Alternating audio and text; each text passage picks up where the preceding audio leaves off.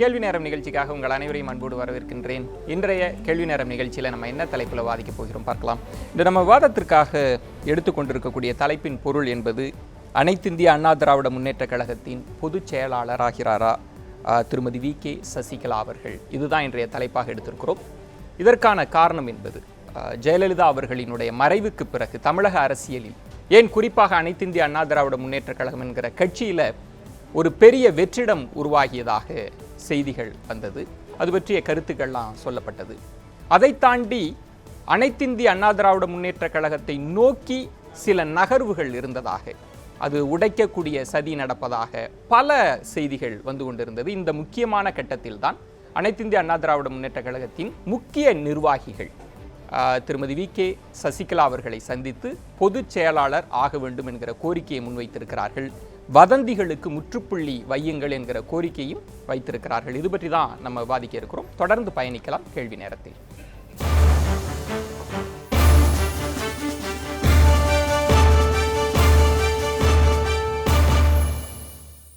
அனைத்திந்திய அண்ணா திராவிட முன்னேற்ற கழகத்தின் பொதுச் செயலாளர் ஆகிறாரா திருமதி வி.கே. சசிகலா அவர்கள். இந்த தலைப்பில் தான் நம்ம விவாதிக்க இருக்கிறோம்.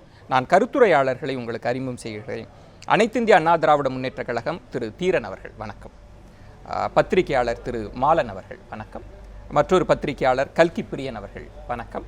திராவிடர் கழகத்திலிருந்து அருள்மொழி அவர்கள், வணக்கம். நால்வருக்கும் என்னுடைய வணக்கத்தை தெரிவித்துக் கொண்டு, சற்றொப்ப இது ஒரு உட்கட்சி விவகாரம் தான். ஆனால் பொலிட்டிக்கல் ஃபோரத்தில் அப்படிலாம் நம்ம பார்த்துட முடியாது. திரு தீரன் அவர்கள் குறிப்பாக இன்றைக்கு சந்தித்த முக்கிய நிர்வாகிகள், அதில் சைதை துரைசாமி இருந்தாங்க, திரு செங்கோட்டையன் அவர்கள் இருந்தாங்க, வளர்மதி அவர்கள் இருந்தாங்க. ஆனால் ஒட்டுமொத்த நிர்வாகிகளினுடைய முடிவா இதை பார்க்கிறதா? எப்படி அதிமுகவினுடைய நிலைப்பாடு என்ன திரு தீரன்? எங்களை பொறுத்தளவிலே மாண்புமிகு இதய தெய்வம் புரட்சித் தலைவி அம்மா அவர்கள் மறைவுற்றிருக்கிற இந்த ஒரு இக்கட்டான நெருக்கடியான சூழ்நிலையில் கட்சியை வலிமையாக வழிநடத்தி செல்ல வேண்டும் என்ற ஒரு நிலையிலே நாங்கள் எல்லாம் இருந்து கொண்டிருக்கிறோம். இந்த நிலையிலே இருக்கின்ற பொழுது அந்த இடத்தை, அதாவது வலிமையாக கட்சியை வழிநடத்துவதற்கும் அரசுக்கு நல்ல பல ஆலோசனைகளை சொல்வதற்கும் ஒரு தகுதியான நபர் இந்த நேரத்தில் எங்களுக்கு தேவைப்படுகிறது. அந்த வகையிலே பார்க்கிற பொழுது மதிப்பிற்குரிய சின்னம்மா அவர்கள் மாண்புமிகு அம்மா அவர்களோடு ஏதோ நட்பு ரீதியாக 36 ஆண்டு காலம் தோழியாக மட்டும் இருக்கவில்லை. அம்மா அவர்களுடைய அரசியல் வாழ்க்கையிலே வாழ்வு தாழ்வு, நல்லது கெட்டது, சிறைவாசம் உட்பட அத்தனையும் அம்மா அவர்களுக்காக அவர்களும் சேர்ந்து அனுபவித்திருக்கிறார்கள்.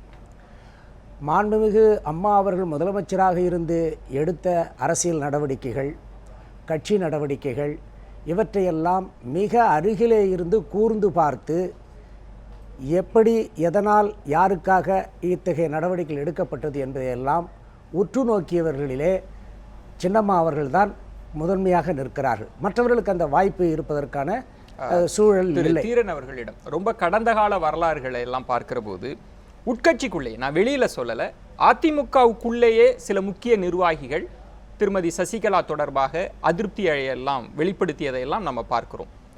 திரு பொன்னையன் அவர்கள் கூட சமீபத்தில் அளித்த நேர்காணலில் சொல்வது, ஜெயலலிதா அவர்களினுடைய ஆத்மா யாரை விரும்புகிறதோ அவர் பொதுச் செயலாளர் ஆகுவார் அப்படின்ற ஒரு கோடிட்டு தான் காண்பிக்கிறார். இன்றைக்கு முக்கிய நிர்வாகிகள் நீங்கள் போய் சந்திக்கிறீங்க.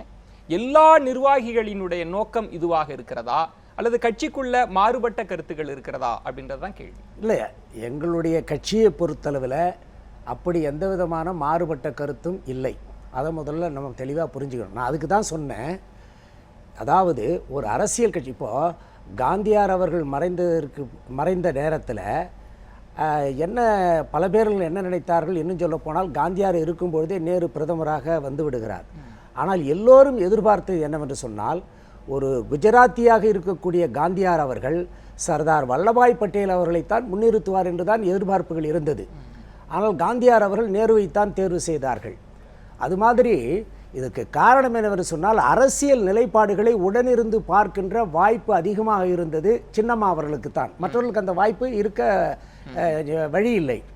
ஆக அந்த சூழ்நிலையெல்லாம் கருத்தில் கொண்டு தான் நாங்கள் என்ன சொல்லுகிறோம் என்று சொன்னால், இன்றைக்கு இந்த அனைத்திந்திய அண்ணா திராவிட முன்னேற்ற கழகம் என்ற கட்சியை இன்றைக்கு 1.25 கோடி தொண்டர்களை நோக்கி வீறுநடை போட்டு கொண்டிருக்கிற இவ்வளவு பெரிய அரசியல் பேரியக்கத்தை வழி நடத்துவதற்கு அம்மாவுடைய உடனிருந்தே அரசியல் நோக்கராக இருந்து கொண்டு அனைத்தையும் பார்த்த சின்னம்மா போன்றவர்களால் தான் இந்த இயக்கத்தை வலிமையாக நடத்த முடியும் என்பது பெரும்பாலானவருடைய கருத்து. இதில் வந்து ஐயா பொன்னையன் அவர்கள் கூட வந்து மாறுபாடான கருத்து சொல்லல.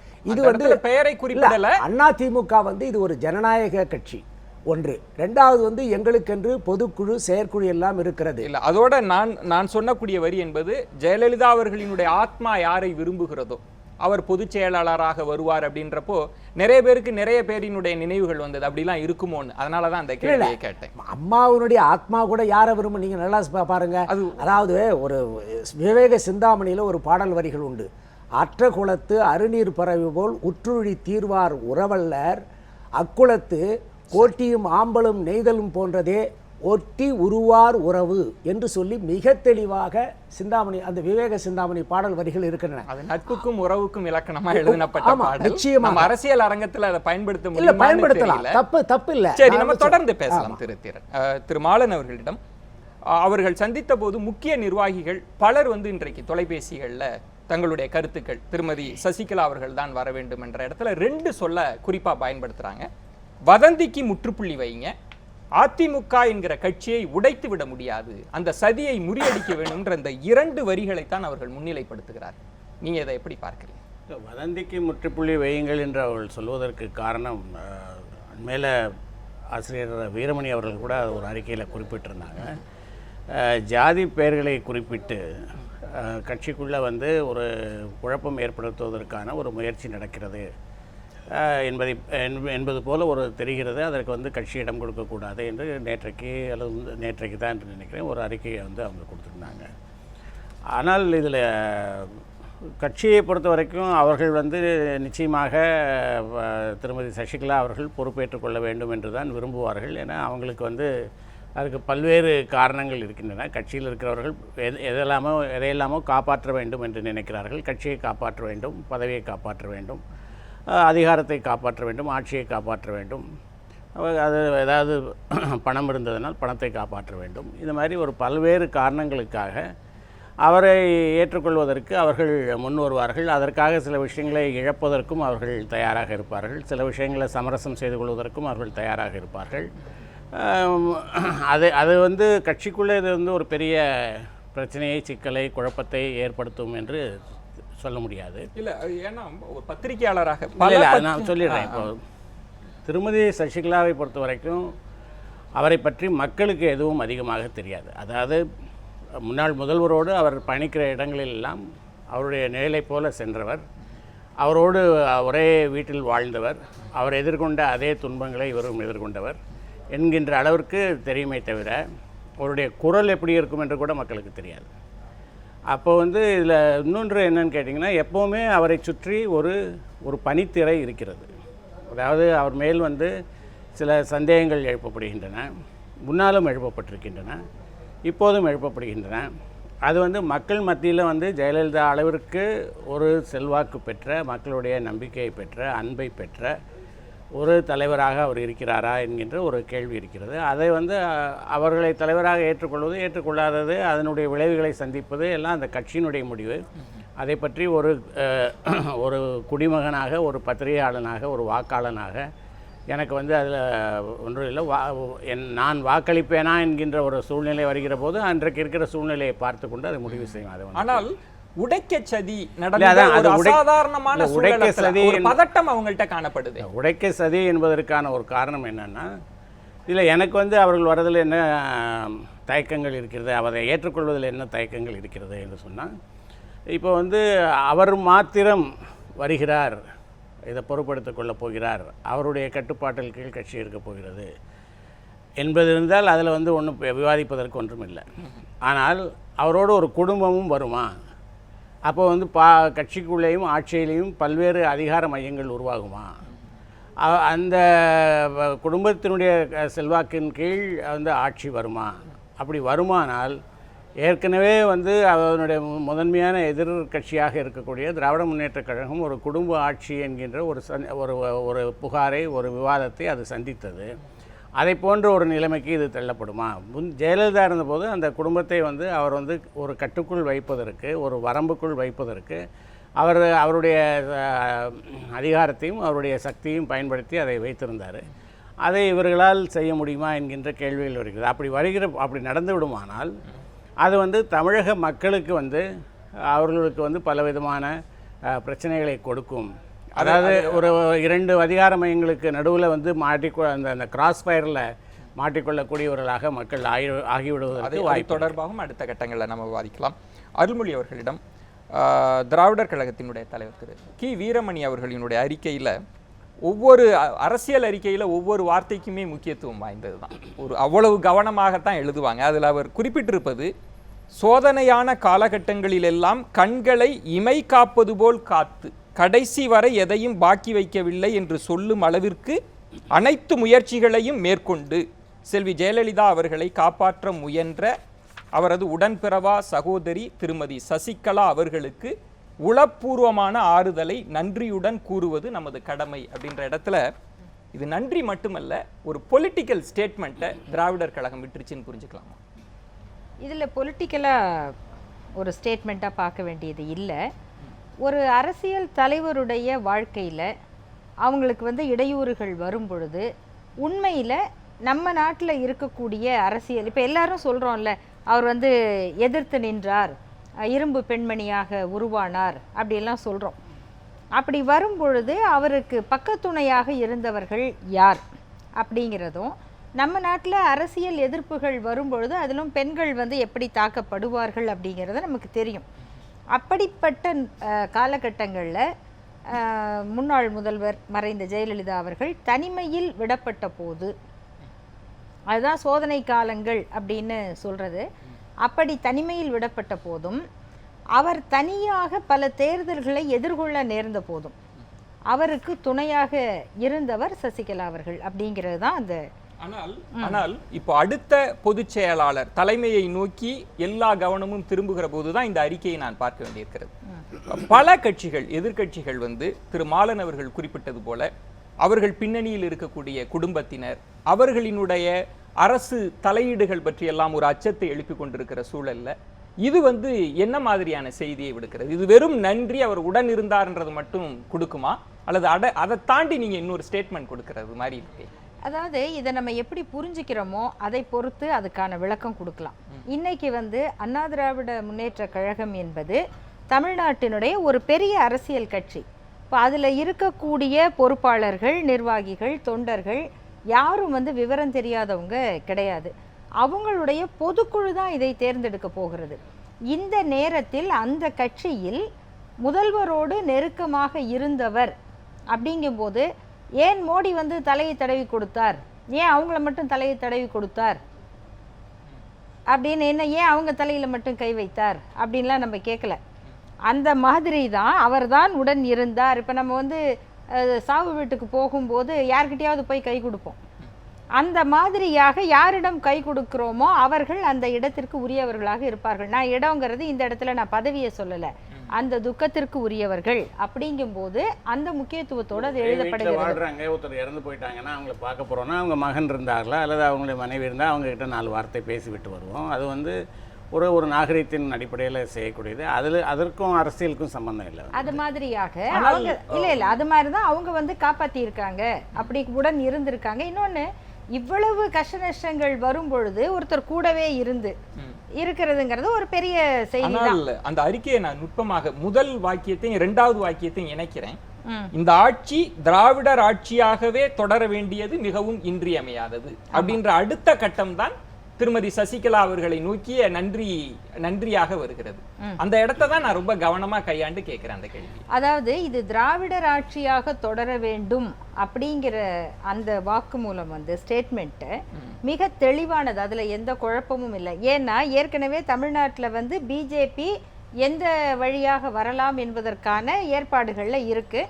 நீங்கள் வருகிற வதந்திகளை எல்லாம் பார்க்கும் பொழுது யாரை கவர்னராக போட போகிறாங்க, ஏன் இது வரைக்கும் தமிழ்நாட்டுக்கு கவர்னரே இல்லாமல் இருக்காரு, அதோட பிஜேபி வந்து எத்தகைய ஒரு பசியோட காத்துக்கிட்டு இருக்கு தமிழ்நாட்டுக்குள்ள ஒரு பெரிய கடையை திறக்கிறதுக்குன்றது நமக்கு தெரியும். அப்படிப்பட்ட சூழல்ல இந்த ஆட்சியை ஒரு கைப்பாவையாக பயன்படுத்துவதற்கு மத்திய அரசு பிஜேபி வந்து முனையும் என்பது வெளிப்படையான அரசியல். அந்த நேரத்தில் இது வந்து திராவிட ஆட்சியாக தொடர வேண்டும் என்பது ஒரு திராவிடர் கழகத்தினுடைய அறிக்கை. அதுல எந்த ஒரு கமா ஃபுல் ஸ்டாப் பிரச்சனையே இல்லை, மிக தெளிவான ஒரு அறிக்கை. அதற்கு அடுத்துதான் இந்த பொதுச் செயலாளர் திருமதி சசிகலா அவர்கள் பற்றி பேச வேண்டியிருக்கிறது. திருச்சி வேலுச்சாமி அவர்களும் நம்மோடு இணைகிறார். அவரையும் வரவேற்றுவிட்டு அவரிடமே இந்த கேள்வியை வைக்க விரும்புகிறேன். பொதுவாக அதிமுக ஒரு பொலிட்டிக்கல் ஸ்டேட்மெண்ட் கொடுக்குது, ஒரு அரசியல் நிலைப்பாடை எடுக்குது அப்படின்னா அதற்கு எதிர் துருவத்தில் இருப்பது திமுக தான். அவங்க என்ன ஸ்டேட்மெண்ட் கொடுத்தாலும் அது திமுகவை நோக்கித்தான்னு தொண்டர்களுக்கு எளிதாக புரிஞ்சிடும். நீங்கள் பேரெல்லாம் சொல்ல வேண்டியதில்லை. இங்கே வந்து திரும்ப திரும்ப இன்றைக்கு இப்போது வெளிப்படையாகவே அதிமுகவினர் எங்கள் கட்சியை உடைக்க சதி நடக்கிறது அப்படின்ற ஒரு இடத்த பிடிக்கிறாங்கல்ல, அதை திமுகன்னு நம்ம புரிஞ்சுக்கிறதா அல்லது திராவிடர் கழகங்கள் மற்ற தமிழ் தேசிய அமைப்புகள் பாஜகவை சொல்கிறது? யாரை அதிமுகவினர் சொல்கிறார்கள்? யார் உடைக்க சதி செய்வது? தமிழகத்திலே திமுகவுக்கு எதிரி அதிமுக, அதிமுகவுக்கு எதிரி திமுக, அதிலே மாற்று கருத்து இல்லை. ஆனால் திமுகவுக்கும் அதிமுகவுக்கும் எதிரியாக கொள்கை ரீதியாக, லட்சிய ரீதியாக, சித்தாந்த ரீதியாக, தமிழரின் நலன் அடிப்படையிலே எதிரி என்றால் அது பிஜேபி தான். இந்த இருவரும் அந்த வகையிலே ஒத்துப்போவார்கள் என்றே நான் நினைக்கிறேன். இன்றைக்கு அதிமுக ஆட்சியில் இன்றைக்கு இருக்கக்கூடிய பிரச்சனைகளை நீங்கள் புரிந்து கொண்டால் அந்த பதில் எளிமையாக புரியும். மறைந்த முதலமைச்சர் ஜெயலலிதா அவர்கள் தெளிவாக நடமாடிக்கொண்டிருந்த போது, படுக்கையிலே படுக்கின்ற வரை மத்திய அரசை மூர்க்கமாக எதிர்த்து வந்தார். சில கொள்கைகளில் உறுதியாக நின்றார். ஜிஎஸ்டி ஆகட்டும், நீட் ஆகட்டும், உதய் திட்டமாகட்டும், அதில் மிக கடுமையாக எதிர்த்தார். அவர் படுத்து அவரால் எதுவும் செய்ய முடியாத ஒரு நிலை எப்போது வந்ததோ அடுத்து ஒரு வாரத்திலேயே யாருக்கும் தெரியாமல் சைலண்டாக அதெல்லாம் ஆதரிக்கிறது இந்த அரசு. அது மட்டுமல்ல, 5 ஆண்டு காலங்களாக மதுரவாயில் பறக்கும் சாலையை கிடப்பிலே போட்டு வைத்திருந்தார் ஜெயலலிதா அவர்கள். இன்றைக்கு யாரும் அதை கேட்காமலேயே அதை அனுமதிக்கிறார் புதிய முதலமைச்சர் வந்து. இவர்களெல்லாம் இவர்கள் தான் செய்கிறார்கள் என்று யாரால் நினைத்தால் அவர்கள் அறியாமையில் இருக்கிறார்கள் என்றே பொருள்.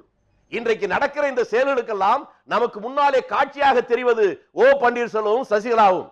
ஆனால் அவர்களுக்கு பின்னாலே இருந்து இவர்களை ஆட்டி வைக்கிற சூத்திரதாரி RSS உடைய தலைமை செய்தியாளர், இந்திய நாட்டுடைய பிரதமராக இருக்கிற மோடியும் அவருடைய பரிவாரங்களும் தான். திமுகவினரே ஏற்றுக்கொள்ளவில்லை திருச்சி வேலுச்சாமி அவர்களே. நீங்க அவர்கள் ஆட்டி வைப்பதையெல்லாம் அவர்கள் ரொம்ப கடுமையா, நீங்க ஒருபுறம் கை கொடுப்பது போல அதிமுகவுக்கு கை கொடுக்கிறீங்க. ஆனால் அவர்கள் சொல்வது உங்கள் கரமும் வேண்டாம், எங்களை யாரும் ஆட்டி வைக்கவில்லைன்னு தானே சொல்றாங்க. இப்ப நாங்க அவங்களை ஆதரிக்கிறோம், எங்களுக்கு ஒண்ணு அது தேவையும் இல்லை, எங்களுடைய ஆதரவு அவங்களுக்கும் தேவையில்லை, அது வேற விஷயம். ஆனால் இன்று அதிமுக ஏற்பட்டிருக்கிற மிகப்பெரிய மாற்றம், ஜெயலலிதா ஆளுமையோடு இருக்கிற போது அவருடைய செயல்பாட்டில் நேர் எதிர் துருவமாக இந்த புதிய ஆட்சி வருகிறது. இதற்கு பின்னணியில் மத்திய அரசுடைய கை இருக்கிறது. அவர்கள் நீங்கள் கை என்றே காங்கிரஸ் நினைக்கிறீங்க, நான் சொல்ற கை வேற கை. சரி, நம்ம தொடர்ந்து பேசலாம். நான் தீரன் அவர்களிடம் நான் வந்துடுறேன். திரு மாலன் அவர்கள்ட்ட ஒரு கிளாரிபிகேஷன். இது பெரிதாக தமிழ் ஊடகங்களில் பேசப்படவே மாட்டேங்கிறது. பாஜகவை பற்றிய வதந்திகள் அல்லது அரசியல் விமர்சனங்களாக பார்க்கிறோம். ஆனால் இவர்கள்தான் முதல்வர் ஜெயலலிதா அவர்கள் ஆட்சியில் இருந்தபோது ஒரு மௌனமான ஒரு உதமான ரகசிய உறவு பாஜகவுக்கும் அதிமுகவுக்கும் இருக்கிறது. 2 பேருக்கும் ஒரே சித்தாந்தம் தான். திராவிட கட்சிகளில் நம்ம அதிமுகவை எடுத்துக்கொள்ள மாட்டோம் என்று சொன்னார்கள். ஆனால் இன்றைக்கு சொல்வது பாஜகவிற்கு எதிரான நிலைப்பாட்டில் அதிமுக இருக்கிறது, அதிமுகவை பாஜக கபலீகரம் செய்ய பார்க்கிறது அப்படின்ற ஒரு சித்திரம் வருகிறது இல்லை? இதை நீங்க எப்படி பார்க்கிறீங்க? அதாவது நேற்று 2 தினங்களுக்கு முன்னால் கூட திரு வெங்கையா நாயுடு அவர்கள் சொல்லியிருக்காரு, பாஜகவினுடைய சித்தாந்தங்களுக்கு கொள்கைகளுக்கு நெருக்கமாக இருக்கக்கூடிய கட்சி AIADMK, closer to our ideology என்று அவர் சொல்லியிருக்காரு. அது அவங்க எதிர்நிலையில் இருக்கிறார்கள் என்று அவங்க 2 கட்சியிலிருந்து என்றைக்கும் சொன்னதில்லை. இன்னும் சொல்லப்போனால் நேச்சுரல் அல்ல இயல்பான தோழர்கள் என்று கூட அவங்க முன்னால் சொல்லியிருக்காங்க. அது ஊடகங்களில் அதை பற்றி பேசப்பட்டிருக்கிறது. இந்த சதியை பொறுத்த வரைக்கும் இது சதியா என்பது தெரியாது. ஆனால் ஒரு மாதத்திற்கு முன்பு அவர்கள் மருத்துவமனையில் சேர்ந்ததற்கு பிறகு அக்டோபர் மாதம் 3வது வாரமாக இருக்கலாம் அல்லது 2வது வாரமாக இருக்கலாம், நாகர்கோவிலில் திரு பொன்னர் அவர்கள் பேசுகிற போது மாறக்கூடிய சூழ்நிலைகளின் காரணமாக நம்முடைய கட்சிக்காரர்கள் ஆளும் திறனை பெற வேண்டும் என்று வந்து ஒரு பேசியிருக்காரு. அவர் வந்து அது ஆள வேண்டும் என்று அவர் பேசலை, ஆள்வதற்கான திறனை பெற வேண்டும் என்கின்ற ஒரு இதில் பேசியிருக்காரு. என்ன மாறும் சூழல் என்று அப்போ தெரியல. அப்போ அவங்க மருத்துவமனையில் சேர்க்கப்பட்டிருந்ததை தவிர வேறு பெரிய அரசியல் மாற்றங்கள் வரக்கூடிய சூழல்கள் இல்லை. ஒருவேளை தீர்ப்பு சொத்து வழக்கில் தீர்ப்பு வரலாம் என்கின்ற ஒரு நிலை இருந்ததா, அதை மனதில் வைத்து சொன்னாராங்கிறதெல்லாம் தெரியல. ஆனால் அவங்க வந்து ஒரு வாய்ப்பு கிடைத்தால் அதிகாரத்தில் வந்து எடுத்துக்கொள்ள வேண்டும் என்கின்ற ஒரு விருப்பம் அவர்களுக்கு இருக்கிறது என்பதற்கான பல தடயங்கள் அங்கொன்றும் இங்கொன்றுமாக இருக்கும். அதில் தவறுன்னு நான் சொல்ல, எல்லா அதுக்கான தடயங்கள் இருக்கின்றன. அதே போல் வந்து இன்னொரு கோணத்தில் பார்க்க போனால் அரசு முன்னாள் முதல்வர் ஜெயலலிதா அவர்கள் மருத்துவமனைக்கு போனதற்கு பிறகு பல நிலைகளில் வந்து ஒரு யூடர்ன் வந்து எடுக்கப்பட்டிருப்பதை வந்து நம்ம பார்க்கிறோம். அதற்கான காரணங்கள் அதை என்ன என்பதை பற்றின விளக்கங்கள் புரியல. ஜிஎஸ்டியை பொறுத்த வரைக்கும் அவங்க வந்து சில கோரிக்கைகளை முன்வைத்தார்கள். அந்த ஜிஎஸ்டிக்கு எதிராக வந்து வாக் அவுட் செய்தவர்கள் ஜிஎஸ்டி நிறைவேறப்பட்டதற்கு பிறகு அந்த ஜிஎஸ்டி கவுன்சிலில் சில கருத்துக்களை வைத்தார்கள். அதை குறித்த விவாதங்கள் மற்ற மாநிலங்களும் அதை பற்றி பேச ஆரம்பித்திருக்கின்றன. இப்போது இந்த மாதிரியான ஒரு மாற்றத்திற்கான காரணம் என்ன என்பதை பார்க்கிற போது அவர்கள் மீது அழுத்தம் கொடுக்கப்படுகிறதா என்கின்ற ஒரு கேள்வி வருகிறது. பல்வேறு முனைகளிலிருந்து அந்த அழுத்தம் கொடுக்கப்படுகிறது என்கின்ற ஒரு எண்ணம், ஒரு பெர்செப்ஷன் வந்து மக்களிடம் இருக்கிறது, ஊடகங்களிடமும் இருக்கிறது. திரு பிரியன் அவர்களிடம்தான் பொதுவாக பத்திரிகைகள் எழுதியது செங்கோட்டையனுக்கு அந்த வாய்ப்பு இருக்கலாம்னு எழுதினாங்க. ஜெயலலிதா அவர்கள் மருத்துவமனையில் இருந்தபோதே ரொம்ப கிரிட்டிக்கலாக இருக்குது அப்படின்ற போதே பொதுச் செயலாளராக தம்பிதுரை வருவதற்கான வாய்ப்புகள் இருக்குது அப்படின்னு சொன்னாங்க. பலரை பற்றி பல கேஷியங்கள் எழுப்பப்பட்டது. இந்த மாதிரி பொதுச் செயலாளருக்கெல்லாம் அவங்க முன் வச்சிட மாட்டாங்க, நிறைய குழப்பம் வரப்போகிறது அப்படின்லாம் சொன்னபோது திரு தீரன் அவர்கள் சொன்னதை எடுத்துக்கிட்டா முன்னணி நிர்வாகிகள் முழுவதும் திருமதி சசிகலா அவர்களை தேர்ந்தெடுத்து கொள்ள வேண்டும் என்கிற முடிவுக்கு வந்துட்டாங்க அப்படின்றது தானே பார்க்க முடிகிறது. நீங்கள் எப்படி பார்க்குறீங்க? இந்த முடிவு எதனால் எடுக்கப்பட்டது? ஆக்சுவலாக ஒரு லீடர் அல்லது ஒரு வாரிசு வந்து உருவாகிறதுன்றது வந்து நிச்சயமாக வந்து அந்த ஏற்கனவே இருக்கிற ஆளுமை இருக்காங்க பார்த்தீங்களா, அவங்க ஒருத்தரை டைரக்ட் பண்ணி ஒரு வழிகாட்டிட்டு போகணும், எனக்கு பிறகு இவர் தான் அப்படின்ற மாதிரி.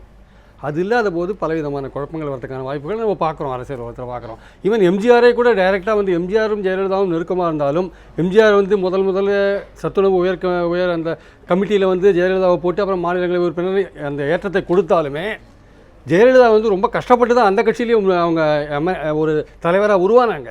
இன்ஃபேக்ட் பார்த்தீங்கன்னா 84, 87 இறந்து போகிற காலகட்டத்தில் அண்ணா பத்திரிகையில் 2 தடவை வந்து யாரும் ஜெயலலிதாவோட தொடர்பு கொள்ள வேண்டாம்னு எம்ஜிஆரே அறிக்கை விட்டுருக்காரு. அந்த அளவுக்கு உட்கட்சி பிரச்சனை வந்து ஜெயலலிதா வந்து ரொம்ப பாதித்த விஷயங்களை நம்ம பார்த்துருக்கோம். நம்ம அதுலேருந்து அவங்க ஒரு தலைவராக உருவாகிறாங்க, கட்சியை ஒருமைப்படுத்துகிறாங்க. ஸோ அந்த ஆளுமை அந்த மாதிரி இப்போ ஜெயலலிதாவும் எந்த ஒரு தலைவரையும் வழியை சுட்டி காமிக்காதையே இறந்து போயிருக்காங்க. ஸோ ஒரு ஆலமரத்துக்கு எதுவுமே வளராதுன்ற மாதிரியும், இல்லை ஒரு தாய் வந்து தன்னோட மகனை வந்து கையை பிடிச்சி ஒரு வயசு வரைக்கும் தான் கூப்பிட்டு போகலாம், அதுக்கப்புறம் மகன் தனியாக போகணும். பட் அந்த மாதிரியான ஒரு நிலைமையை வந்து ஜெயலலிதாவே உருவாக்கிக்கிட்டு போல, எனக்கு பிறகு இவங்க தான் அப்படி இல்லை. இப்போ திரு தீரன் அவர்கள் சொன்னது தான், அருள்மொழி அவர்கள் சொன்னதை நான் இணைச்சு தான் அந்த கேள்வி. அவங்க வந்து நேரடியாக வெளிப்படையாக அறிவிக்காமல் இருக்கலாம், ஆனால் அவர்களுடைய உள்ள கிடக்கை அவங்க ஆன்மா எதை விரும்புகிறது என்பதை அதிமுக நிர்வாகிகள் உணர்ந்திருக்கிறாங்களே, திருமதி சசிகலா அவர்கள் தான் கேள்வி இருக்கிறது. இப்போ வந்து இவங்களை வந்து இப்போ வந்து இந்த ஒரு பெரிய தலைவர் மறைகிற போது அடுத்து யார் என்கின்ற கேள்விகள் எழுவது வந்து இயல்பானது. அது வந்து நேரு மறைந்த போது எழுந்தது, அதற்கு பிறகு அண்ணா மறைந்த போது எழுந்தது, அண்ணா மறைந்த போது கலைஞரும் நெடுஞ்செழியனும் போட்டியிட்டு அதில் ஒரு வெற்றி பெற்று தான் அந்த இடத்துக்கு வராங்க. எம்ஜிஆர் மறைந்த போது ஏற்பட்டது, அது வந்து ஒரு இயல்பானது. ஆனால் அவர்களெல்லாம் தங்களுக்கு அடுத்து யார் வர வேண்டுமோ அல்லது வந்தவர்களோ அவர்கள் வந்து பொதுமக்கள் முன்னால் அறிமுகப்படுத்தப்பட்டு பொதுமக்கள் முன்னால் அவர்கள் பேசி அவர்களுடைய எண்ணங்களை கருத்துக்களை வைத்து அவர்களுடைய இதை வைத்து வந்தவங்க. இந்திரா காந்தி ஆகட்டும், ஜெயலலிதா ஆகட்டும், கலைஞர் கருணாநிதி ஆகட்டும். எக்ஸப்ஷன் வந்து ராஜீவ்காந்தி தான் எக்ஸப்ஷன். இதில் வந்து இப்போ இவங்க சசிகலாவை முன்னிறுத்துகிற போது மக்களோடு அவருக்கு என்ன தொடர்பு இருக்கிறது என்ற ஒரு கேள்வி இருக்கு. மக்களுக்கு அவர் மேல் நிறைய கேள்விகள் இருக்கிறது, அதற்கு என்ன பதில்? அதை தொடர்ந்தே பேசும். உங்களிடம் இந்த முடிவை எடுக்க காரணம் இல்லை. நிச்சயமா வந்து அது ஒன்றும் இல்லை. அதிமுக தொண்டர்களோட எண்ண ஓட்டம் என்னன்னா, ஜெயலலிதா அவர்களோடு கிட்டத்தட்ட ஒரு 30 வருஷ காலம் 35 வருஷ காலம் கூடவே இருந்து அவருடைய செயல்பாடுகளை கவனித்து வந்த சசிகலா நிச்சயமாக இந்த இயக்கத்துக்கு வழிகாட்டுற அல்ல எல்லோரையும் ஒருமைப்படுத்துகிற ஒரு தலைவராக இருப்பார்னு யார் நம்புறாங்கன்னா நிச்சயமாக தொண்டர்கள் எல்லாரும் நம்புறாங்க, நான் சொல்ல மாட்டேன். பதவியில் இருக்கிற எம்எல்ஏக்கள் நம்புறாங்க. ஏன்னா 4 வருஷம் அவங்களோட ரெப்ரசன்டேட்டிவ் தாங்க. ஒரு விஷயம் கேளுங்க, இன்னைக்கு ஈவினிங்கே வந்து 300 பேர் வந்து மறியல் பண்ணியிருக்காங்க போயஸ் கார்டன் பக்கத்துல. நீங்க ஒரு செய்தியை சொல்றோம், கேட்கறோம். நம்ம இல்ல, அதை விட இன்னொரு செய்தி வரலாம். 10,000 பேர் அவங்க வரணும்னு ஆதரவு தெரிவிச்சு ஊர்வலம் போகலாம். அதெல்லாம் நடக்கும். இன்னைக்கு ஒன்று தெரிஞ்சுக்கோங்க, அதாவது இன்னைக்கு என்ன பிரச்சனைனா இந்த ஆட்சியை வந்து தக்க வைக்கணும். இன்னும் 4 வருட காலம் இருக்கு. ஸோ எம்எல்ஏக்களோட பங்களிப்புன்றது ஒரு முக்கியமான விஷயம். யார் வந்து நம்ம கட்சியை வந்து ஒருங்கிணைத்து வைக்க முடியும்ன்றதை பார்க்கும்போது அவங்களுக்கு வந்து நிச்சயமா வந்து சசிகலா வந்து ஒரு நல்ல ஃபிகரா தெரியுறாங்க. அதனால ஒரு இதா தெரியுற நேரத்தில் தான் சசிகலா என்ன செய்ய வேண்டும் என்று நான் நினைக்கிறேன் கேட்டீங்கன்னா, அதை பற்றி நம்ம ஒரு பிரேக்குக்கு அப்புறம் தொடர்ந்து பேசலாம். திருமாவளவன் மற்ற யார் மேலேயுமே வந்து இவங்க தான் வந்து ஜெனரல் செக்ரட்டரியா வரணும், யார் மேலேயுமே வந்து நிச்சயமா இப்ப இருக்கிற எம்எல்ஏக்களுக்கோ இல்ல தொண்டர்களுக்கோ ஒரு நம்பிக்கை வராத நிலைமை தான் இன்னைக்கு இருக்கு. தொடர்ந்து பேசலாம். இந்த இடத்துல ரொம்ப குறிப்பாக திரு மாலன் அவர்கள் சொன்ன ஒரு இடம்தான். இப்போ அடுத்த கட்டம் என்னவாக போகிறது, உண்மையில் தொண்டர்களின் மனநிலையை இந்த முடிவு பிரதிபலிக்கிறதா, இது பற்றியெல்லாம் பேசலாம். ஒரு சிறிய விளம்பர இடைவேளைக்கு பிறகு பொறுத்திருங்கள்.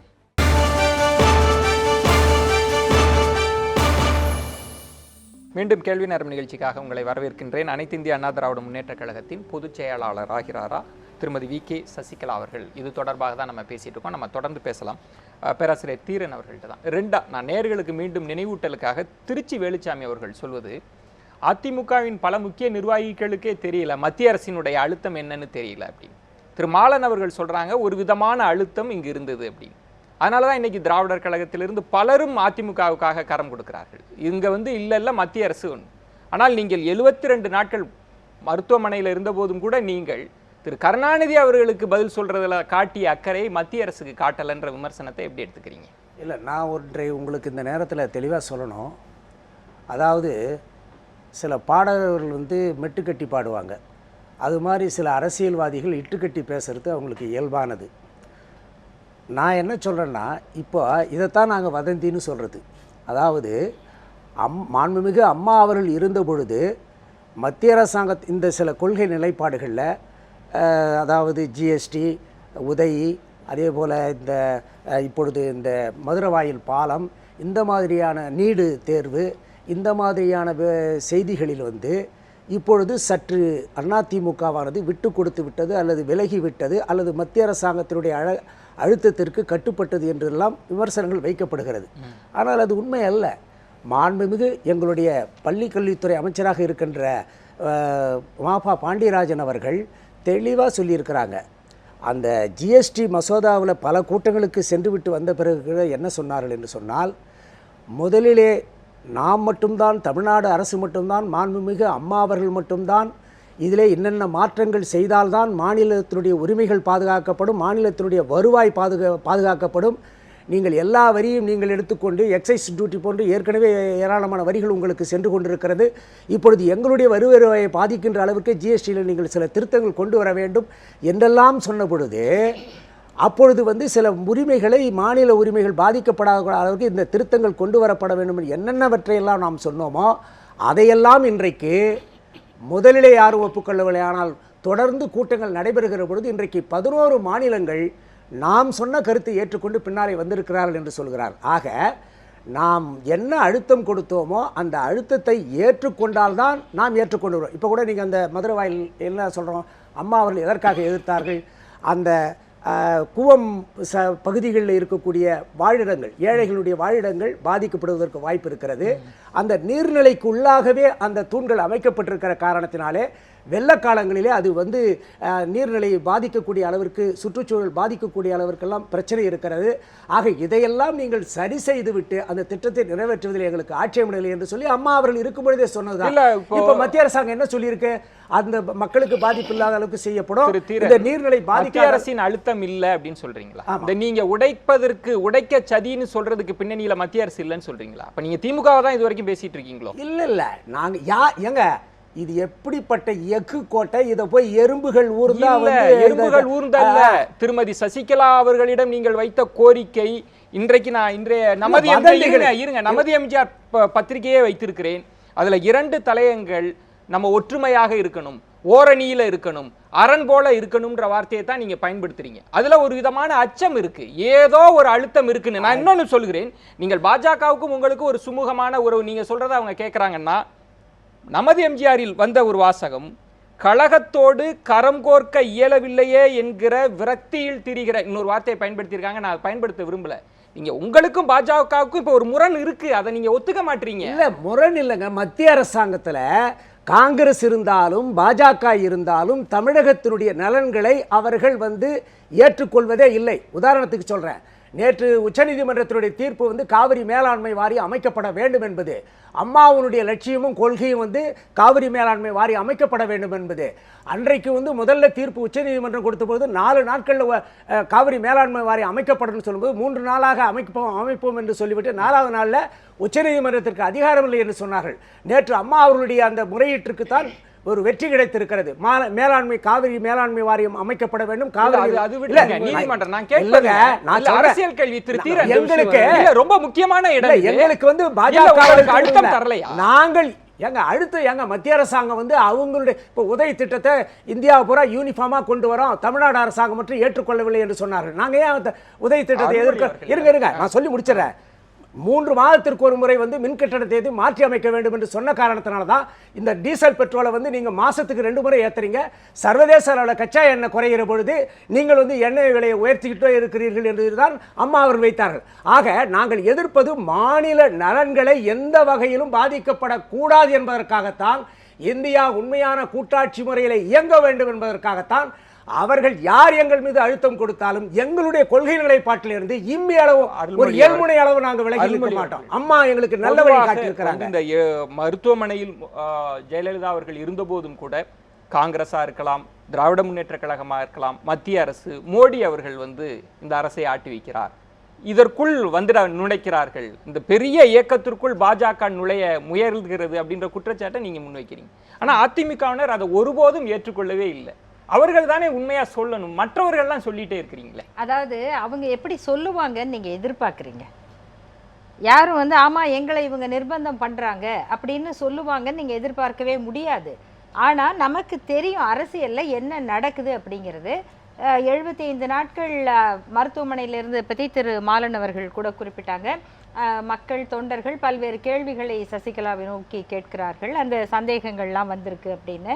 இந்த சந்தேகங்களும் கேள்விகளும் அவங்க ஒருத்தரை பற்றி மட்டும் பயனில்லை. ஏன்னா நீதிமன்றத்திலேயே வழக்கு போட்டிருக்காங்க, நீதிமன்றம் தள்ளுபடி பண்ணுது. மத்திய அரசுலேருந்து எல்லாரும் வர்றாங்க, எல்லா கட்சிக்காரங்களும் வர்றாங்க, எல்லாருமே நாங்கள் பார்த்தோம், நல்லா இருந்தாங்க, நல்லா இருந்ததாக சொன்னாங்க. இப்படியே யாரை பார்த்தீங்க, யார் சொன்னாங்க, என்ன சொன்னாங்க யாருக்கும் தெரியாது. எல்லாரும் சேர்ந்து தான் இதை ஆமாம் ஆமாம் ஆமாம் அப்படின்னே சொல்லி இன்னைக்கு சந்தேகத்தை முழுமையாக ஒருவர் மீது திருப்புவது அப்படிங்கிறதே ஒரு உள்நோக்கம் உடையதுங்கிறது ஒன்று காரணம் இருக்கு. அதாவது உடல்நலம் பெற்றுட்டாங்க, அவங்க நர்ஸுகளை கேலி பெயர் சொல்லி பட்ட பெயர் சொல்லி அழைக்கிறார்கள், அவர்களோடு விளையாடுகிறார்கள், டாக்டர் ஹேர் ஸ்டைலை மாற்றிக்கொள்ள வேண்டும் என்று சொல்கிறார்கள், உங்களுடைய காஃபி சரியில்லை, எங்கள் கொடநாடுக்கு வாங்க நாங்கள் நல்ல டீ தரோம்னு சொல்கிறாங்க, உப்புமா சாப்பிட்டாங்க, பொங்கல் சாப்பிட்டாங்க, வீட்டிலேருந்து ஆள் பண்ணி கொடுத்தாங்க, பேச முடியாத நிலையிலும் நான் தான் பாஸ் என்று சமைக்கும் மூலம் சொன்னாங்க என்றெல்லாம் அவங்க சொல்கிறாங்க. அதை அப்படியெல்லாம் சொல்லுகிறவர்கள் ஏன் ஒருவரையுமே சந்திக்கவில்லை? அது கவர்னரை சந்திக்கலை, ஸ்பீக்கரை சந்திக்கலை, மத்திய அமைச்சரை சந்திக்கலை. அவங்க வெளியில் ஒரு ஆயிரக்கணக்கான பேர் மண்சோறு சாப்பிட்டு கொண்டு மழையிலும் வெயிலையும் நனைந்து கொண்டு 3-4 நாட்களாக அங்கே இருந்து இருக்கிறவங்க. அவங்களுக்கு இவங்க ஒரு குரல் மூலமாக அல்லது ஒரு வீடியோ மூலமாக ஒரு காட்சியை தெரிவித்திருந்தால் அவர்கள் ஆறுதல் அடைந்திருப்பார்கள் இல்லையா? அதை தடுத்தது யார்? அது ஏன் நடைபெறவில்லை என்ற ஒரு கேள்வி வருமா வராதா? இந்த கேள்விகள்லாம் கண்டிப்பாக வரும். ஆனா இந்த கேள்விகள்லயே கவர்னர் 2 முறை போறார், அவருக்கு உள்ள போகிற அதிகாரம் இருக்கு. அவரை தடுக்கிற அதிகாரம் யாருக்கு இருக்கு? அந்த யாருக்கு இவர்கள் பயப்பட்டார்கள்? அப்படி அந்த கேள்விக்கு முக்கியமா பதில் சொல்லணும் இல்லையா? ஒரு மருத்துவ கமிஷன் போடுங்க, டாக்டர் டீம் அனுப்பி நீங்க செக் பண்ணி சொல்லுங்கன்னு ஒருத்தர் பப்ளிக் இன்ட்ரெஸ்ட் லிட்டிகேஷன் போடுறாரு. அந்த வழக்கை நீதிமன்றம் எடுத்து விசாரிச்சிருக்கணும் இல்லையா? எடுத்து நீங்களே ஒரு மருத்துவ குழுவை அனுப்பி அவங்க சரியா தான் இருக்காங்க, முதல்வர் ஒரு அரசு பதவியில இருக்கிறவங்க அப்படிங்கும்போது இந்த பொறுப்பை நிறைவேற்ற வேண்டிய எல்லாருமே அன்னைக்கு நம்ம அதை செய்யல. அப்படி செய்யாமல் கவர்னர் உட்பட மத்திய அரசுல இருந்து நாங்க ஆண்கள் போய் பாக்குறதுல தான் சங்கடம் இருக்கு அப்படின்னா பெண்கள் இருக்காங்க, போய் பார்க்கலாம். இல்ல ஒரு நிமிஷம், அவங்க முதல்ல ஒத்துக்கிட்டாங்க, நோட்டீஸ் கொடுத்தாங்க, அப்புறம் டிஸ்மிஸ் பண்ணாங்க. எப்படி இருந்தாலும் அல்டிமேட் ரிசல்ட் டிஸ்மிஸல் தான். அப்போது நீதிமன்றமும் அந்த பொறுப்பை வந்து செய்யலைன்னு தான் நம்ம வந்து பார்க்குறோம். இன்னொன்று, மத்திய அரசை பொறுத்த வரைக்கும், பிஜேபி கட்சியை பொறுத்த வரைக்கும், தமிழ்நாட்டுக்குள்ளே அவர்கள் வரும்போது அவங்கள பொறுத்த வரைக்கும் என்னென்னா, திரு மாறன் அவர்கள் சொன்ன மாதிரி இது நேச்சுரல் அலையன்ஸ் அப்படிங்கிற கருத்தை அவங்க தான் சொல்லிக்கிட்டு இருக்காங்களே தவிர, ஜெயலலிதா அவர்கள் இருந்த வரைக்கும் அதை அவங்க ஏற்றுக்கல. அவங்க முதல் முறை கூட்டணி வச்சாங்க, அடுத்தது ஆட்சியை கவிழ்த்தாங்க. அதுக்கு பிறகு பிஜேபி எவ்வளவோ தவம் கிடந்தும் ஜெயலலிதா அவர்கள் அவங்களோட கூட்டணி வைக்கல, நிராகரித்து கொண்டு தான் இருந்தார். அதுதான் உண்மை. ஆனால் இவங்க என்ன நினைக்கிறாங்கன்னா, இது நேச்சுரல் அலையன்ஸ்னு சொல்லுவதன் மூலமாக ஜெயலலிதாவுக்கு பிறகு அந்த கட்சியினுடைய அமைப்பு ரீதியாகவும் தொண்டர்கள் மூலமாகவும் நம்ம வந்து அந்த இடத்துக்கு வந்துருவோம் அப்படிங்கிற அவர்களுடைய முயற்சி இருக்குது. இந்த முயற்சி நடக்கிறது, அதுக்கான வெவ்வேறு அறிக்கைகள், அவங்களுடைய ஆதங்கம் எல்லாத்தையும் நம்ம பார்க்குறோம். அதை பார்க்கும் பொழுது திராவிடர் கழகத்தினுடைய பார்வையில் இது நடக்கக்கூடாது. அப்படிங்கும்போது அதிமுக என்கிற கட்சி வந்து உறுதியாக இருக்கணும். அது உறுதியாக இருந்தால்தான் இப்படிப்பட்ட முயற்சிகளுக்கு இடம் கொடுக்காமல் இருக்க முடியும் அப்படின்னு அறிவுறுத்துவதுதான் அந்த அறிக்கையினுடைய நோக்கம். சரி, திருச்சி வேலுச்சாமி அவர்களிடம் நான் இரண்டாக நீங்க குறுக்கிட விரும்புனீங்க, அதுக்கும் சேர்த்து இந்த கேள்விக்கும் பதில் சொல்கிற போது ஒரு பத்திரிகையிலே வந்த செய்தி என்னவென்றால், 2 தேசிய கட்சிகளுமே அதிமுகவை வசப்படுத்தி கொள்ள, கைப்பற்றன்ற வார்த்தையை நான் பயன்படுத்த விரும்பல, அது காங்கிரஸுக்கு பொருந்துமான்னு தெரியல, வசப்படுத்த விரும்புகின்றன.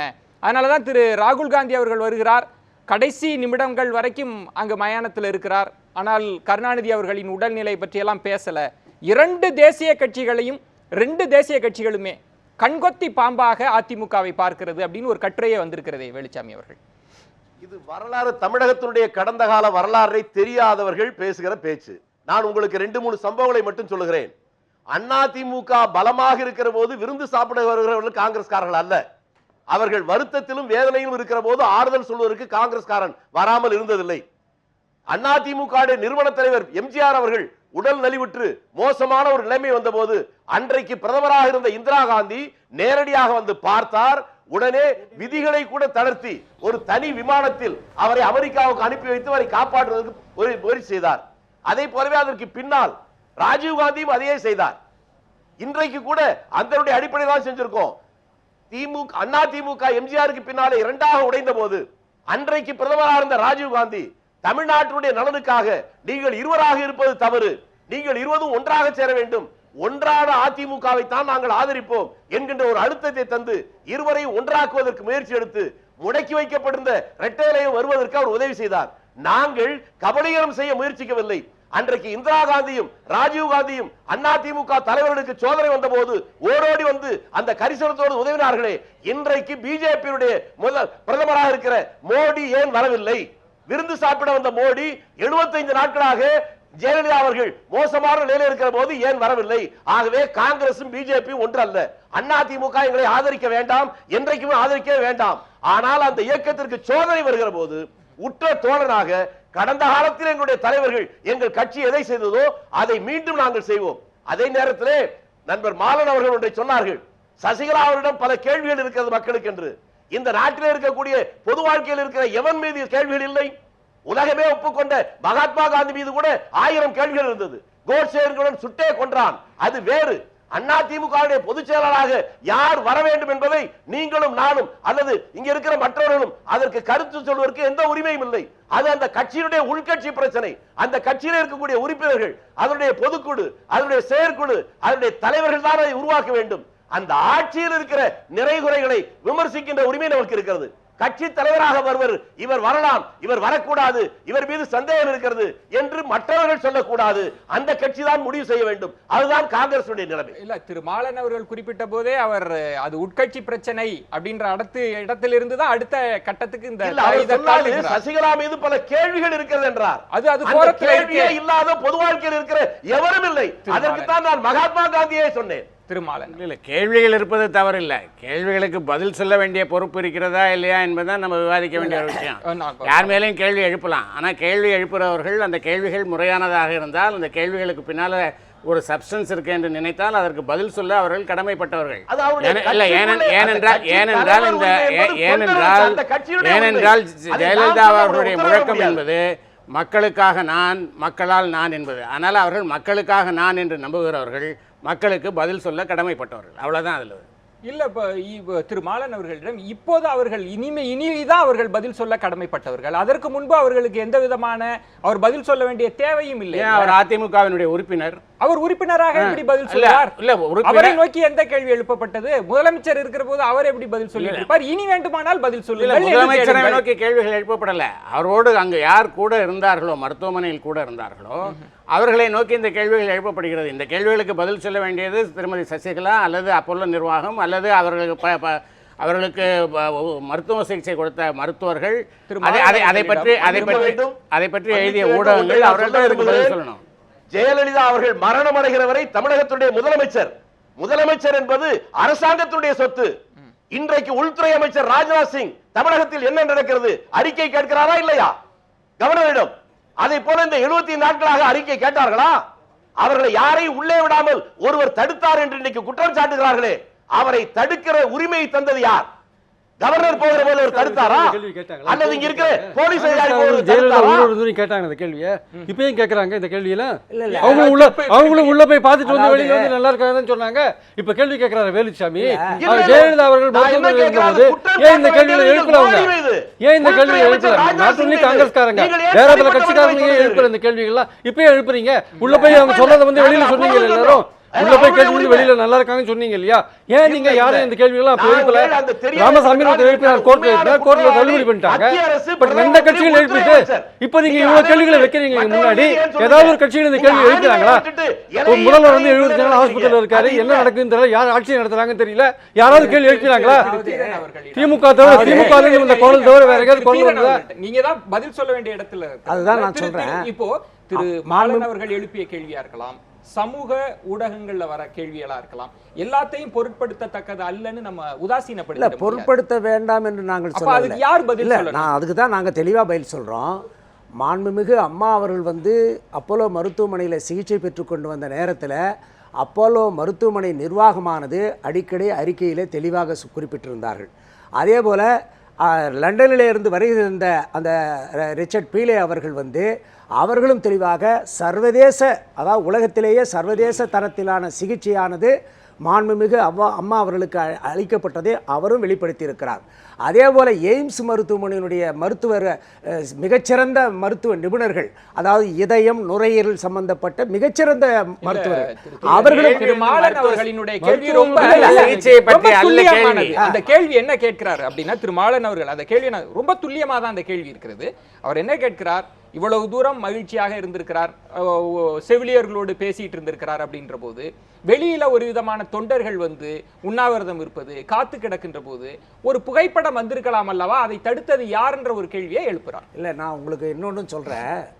புரட்சி தலைவர் அவர்கள் வந்து வெளிநாட்டில் வந்து புருக்லின் மருத்துவமனையில் சிகிச்சை பெற்ற போது கூட எந்த விதமான புகைப்படம் வரல. அப்பொழுது எதிர்க்கட்சி தலைவராக இருந்த மதிப்பிற்குரிய கருணாநிதி அவர்கள் கூட சில சந்தேகங்களை எழுப்பினார்கள். ஆனால் தேர்தல் வந்த நேரத்தில் தான் அங்கே அந்த மருத்துவமனை நிர்வாகம் அனுமதிக்கலை.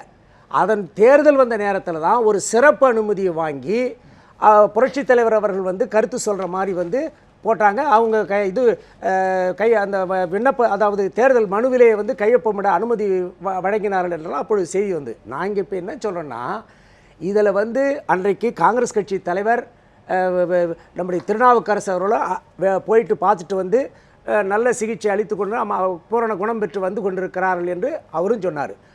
மதிப்பிற்குரிய ராகுல் காந்தி அவரும் போய் பார்த்துட்டு சொன்னாங்க. யாரும் வந்து திருநாவுக்கரசர் வந்து அவரை நேரில் போய் பார்த்தாரு. பார்த்தவர்களை பார்த்தேன் என்று வந்து யாரும் வந்து சொன்னாரு. இப்ப பார்த்தவர்களை விட்டு வந்து சொன்ன அறிக்கைகள் தான் இவ்வளவு நாள் வந்தது. இல்லை இப்போ இங்கேயும் தேர்தல் வந்தது. இங்கேயும் 3 தொகுதிகளில் தேர்தல் வந்தது. இங்கே வந்து மருத்துவமனையில் அனுமதி வாங்க முடியாத அளவிற்கு அப்போலோ வந்து அவ்வளவு கடுமையான ஒரு நிர்வாகம் அல்ல.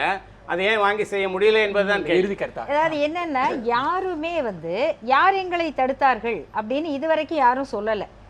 அதற்கான வாய்ப்புகள் இருந்த அரசினுடைய, மத்திய அரசு, மாநில அரசினுடைய கவர்னர், உயர்நீதிமன்றம், உச்சநீதிமன்றம் யாருமே அதற்கான நடவடிக்கையும் எடுக்கலை. ஆகவே இப்படிப்பட்ட செய்தியை வந்து அவர்கள் இறந்த பிறகு இந்த மாதிரி கேள்விகள் எழுவது இயற்கை. ஆனால் பிரச்சனை வந்து அண்ணா திராவிட முன்னேற்ற கழகத்திற்கு தலைவராகவோ பொதுச் செயலாளராகவோ யார் வரப்போகிறார்கள் என்கிற கேள்வி. இந்த கேள்வி உருவானதற்கான காரணம் வந்து மத்திய அரசு நடந்து கொள்ளுகிற முறை. குறிப்பாக திரு மோடி அவர்கள் வந்ததும் அவர் எவ்வளவு நேரம் எப்படி இருந்தாருங்கிறதும் அந்த 2 பேரிடம் அவர் துக்கம் காட்டிய முறையும் பிஜேபியினருடைய ஆர்வமும் இவை ஏற்படுத்துகிற சந்தேகங்கள். இந்த சந்தேகங்களுக்கு நீங்கள் என்ன பதில் சொல்ல போறீங்க? 2வது, குடும்பம்ங்கிறது கண்டிப்பாக குடும்ப ஆட்சி என்பது எந்த குடும்பமாக இருந்தாலும் மக்களுக்கு எரிச்சலை தான் உண்டாக்கும், மக்களுக்கு ஆபத்தை தான் உண்டாக்கும். ஆனால் இந்த கேள்விகளை எப்பயுமே பிஜேபியில் திரு அமைச்சர் முண்டே பதவியேற்ற உடனே இறந்துட்டார். உடனே அவருடைய 2 பெண்கள், இளம் பெண்கள், அரசியல் அறியாதவர்கள், ஒருத்தர் எம்எல்ஏ ஒருத்தர் எம்பி, இந்தியாவில் யாருமே இதை பற்றி பேசவே இல்லை. ஆனால் இவங்க இத்தனை ஆண்டுகள் கூடவே இருந்தவங்க. எம்எல்ஏ பட்டியலில் இருந்து வேட்பாளர் பட்டியல் வரைக்கும் உறுதி செய்ததில் எல்லாத்துலேயுமே அவங்க இடம் இருக்குது அப்படிங்கிறது எல்லாரும் பத்திரிகைகளில் படித்தது. இன்னைக்கு ஹிந்து பத்திரிகையில் எழுதுகிறோம் இன்னென்ன ஜாதி இருக்குது. அப்போ ஜெயலலிதா அவர்கள் இருந்த வரைக்கும் இதே ஜாதி தானே இருந்தது. ஒரு ஜாதி ஆதிக்கம் கூடாதுங்கிறது எல்லாத்துக்கும் பொதுவானது. இன்னைக்கு எங்காள் அப்படின்னு ஒருத்தர் வாட்ஸ்அப்பில் பேசுகிறாரு. பாரதியார் இருந்தப்பே பார்க்காதவங்க தான் இன்னைக்கு பாரதியார் எங்காளுங்கிறாங்க. அந்த மாதிரியாக ஜெயலலிதாவோடு இருந்தவர்கள் இவர்கள். இப்போ ஜெயலலிதா எங்காள் அப்படின்னு சொன்னால் இந்த மாதிரியான தவறான அணுகுமுறைகள் எழும்போது அதுக்கு மறுப்பு சொல்ல வேண்டியது நம்முடைய கடமை. அதாவது நீங்கள் தெளிவாக புரிஞ்சுக்கலாம். மாண்புமிகு அம்மா அவர்கள் இருந்த பொழுது கூட அவர்கள் அவருடைய உறவுக்காரர்கள் யாரும் ஏன்னா குடும்ப அரசியல் அம்மா ஏற்றுக்கொள்ள, தமிழக மக்கள் தான் என் குடும்பம், அதனால தான் மக்களுக்காக நான், மக்களுக்காகவே நான், உங்களில் நான், உங்களுக்காகவே நான் என்று சொன்னார்கள்.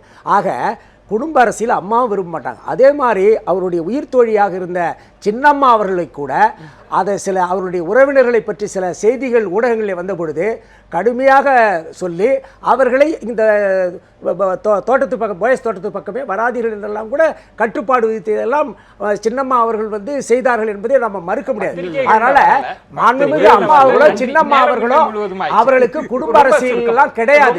அவங்களுக்கு கட்சி கண்ணோட்டம் தான் உண்டு.